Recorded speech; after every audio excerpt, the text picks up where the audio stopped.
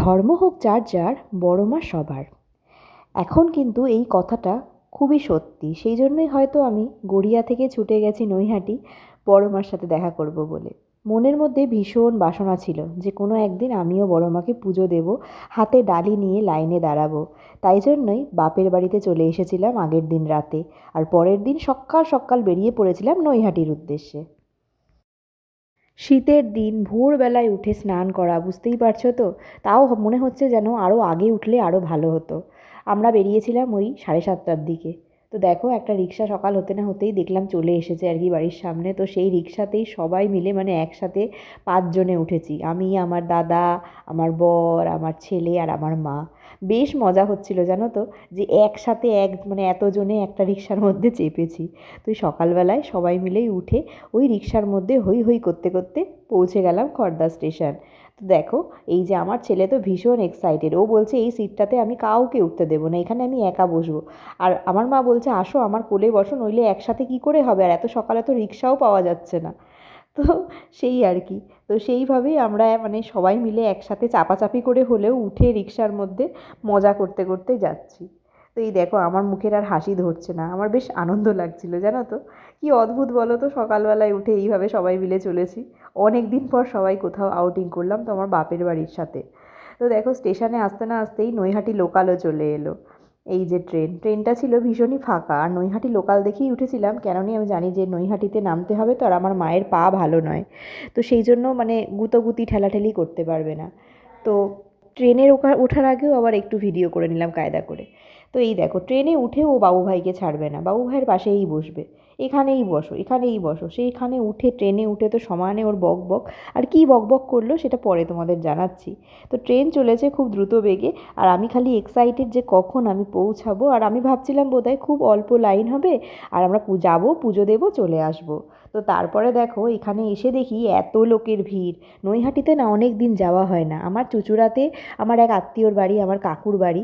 কিন্তু আমি তখন যতবার আগে গেছি ততবার কিন্তু আমি কখনো দেখিনি যে নৈহাটিতে এরকম মানে এতটা রমরমা। কিন্তু মানে এবারে গিয়ে পুরো অন্যরকম লাগছে, পুরো পুরো মনে হচ্ছে যেন একটা কোনো তীর্থক্ষেত্রে চলে এসেছি। চারিদিকে শুধু ডালির দোকান, ফুলের দোকান, প্যারার দোকান, মানে সমস্ত কিছু দেখে মনে হচ্ছে যেন এটা একটা পবিত্র তীর্থক্ষেত্র। তো যাই হোক না কেন, তো আমার মা অনেকবার গেছে যেহেতু, তো এই দোকানটাকে মা ঠিক করে রেখেছে। মানে যখনই যায় এই দোকানটার থেকেই সব জিনিসপত্র নেয়। খুব সুন্দরভাবে গুছিয়ে দেয় সব কিছু। তো এই দেখো, কত জবার মালা, তারপরে ঝুড়ির মধ্যে আবার একটা মানে ওড়না টাইপের আরও অনেক কিছু ছিল, ধূপকাঠি, মোমবাতি, আলতা, অনেক কিছু যা যা পুজোর সামগ্রী হয়। তো এই সব কিছু দিল, আর এই যে একটা স্প্রে বটলের মধ্যে রেখেছে হচ্ছে গঙ্গা জল, তো সেটাই আমাদের হাতে স্প্রে করে দিল। এই যে এই সব ডালিগুলো গুছিয়ে নেওয়া হচ্ছে। তো এই আমিও ডালি হাতে এবার রওনা দেব লাইনের উদ্দেশ্যে। ভাবছি বোধহয় কাছেই লাইন হয়েছে, তো চলোই। কিন্তু যেতে গিয়ে দেখি লাইনের কোনো শেষ নেই বা সীমা নেই, মানে কোথায় লাইন শেষ হয়েছে বুঝতেই পারছি না। তো হাঁটতেই চলছি, হেঁটেই চলছি, হেঁটেই চলছি খালি পায়ে। তো হাঁটতে হাঁটতে দেখছি যে এত লোক, এত লোক, বাপরে বাপ, মানে শুধু লোকেরই মাথা। আর দিনটা ছিল শনিবার, আর শনিবার মানেই তো কালী পুজোর দিন, মানে সেই দিনকে একটু বেশি ভিড় হওয়ারই কথা, তাই বললে এত, মানে পুরো লাইন পার হয়ে একটা সরু গলির মধ্যে ঢুকে একটা মাঠ পেরিয়ে চলে গেছে। তার মধ্যেই যেতে যেতে দেখছি যে এখানে সবাই পুণ্য অর্জন করছে, দণ্ডি কেটে কেটে মায়ের কাছে যাচ্ছে। দণ্ডি কাটা দেখা নাকি ভালো, শুভ, তাই তোমাদেরকেও একটু দেখিয়ে দিলাম।